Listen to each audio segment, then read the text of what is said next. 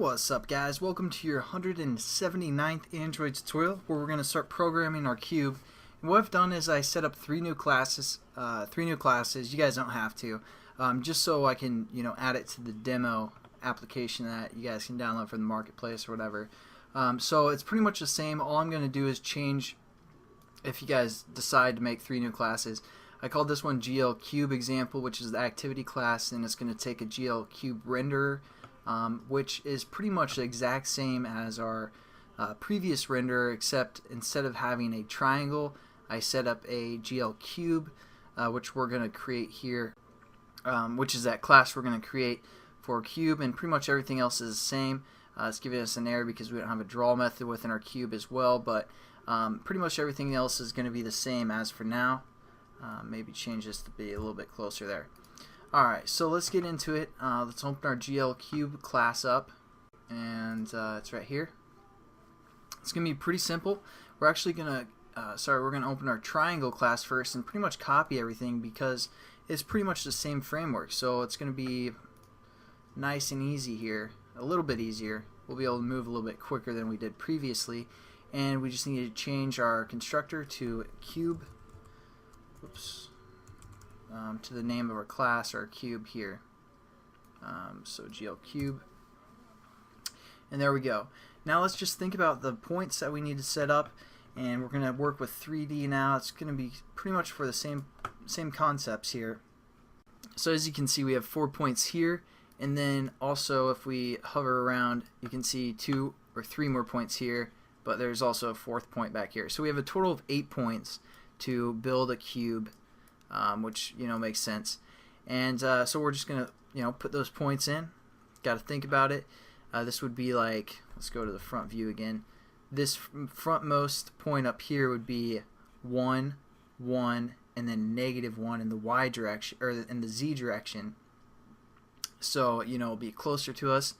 And then anyways, we're just gonna program them. Hopefully you guys kind of understand the coordinates of the points, and so we're just going to go into Eclipse, change your point references up here. So we're going to say the first point will be 1, comma, that's in the x direction, 1 in the y direction, and -1 in the z direction. And we can just leave a comment. We'll say 0, and this is reference to the top, front, right? And then it depends how we're going to put these together, but when you guys are setting up your points, you kind of have a reference to how you label them, because again, we did clockwise last time, but we're just going to set them up and kind of wing it as we go. So the next point, we're going to do the bottom front right, so we're just going to say 1, -1 in the y direction, and -1 in the z direction. So we're going to call this point bottom front right. Next point, we're going to say the bottom front left, so that's going to be -1 in the y, or in the x direction, -1 in the y direction, and -1 in the z direction. And again, we're just going to call this point 2, bottom front left. Then we're going to set up the top front left as well, so we're just going to say -1, 1, -z axis, and that's going to be 0.3. And then we're going to just set these up as the back, and they're pretty much going to be in the same position. So I'm just going to copy this whole thing and paste it, and this time we just want to change the z to +1 instead of -1.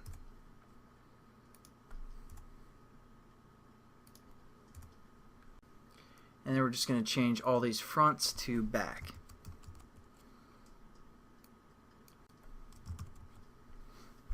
And there we go. We have all of our points set up. We might want to change our references because we're going to get into that in the next tutorial, how we can connect these pretty much the most efficient way, so we don't have to do a whole lot of typing. And again, we're going to use this indices array here, this index array. So I'll catch you guys then. Again, pretty much the same concepts, except we just had a third dimension there, which we're going to have to change within our draw method and all that great stuff. So I'll catch you guys then, and have a good one.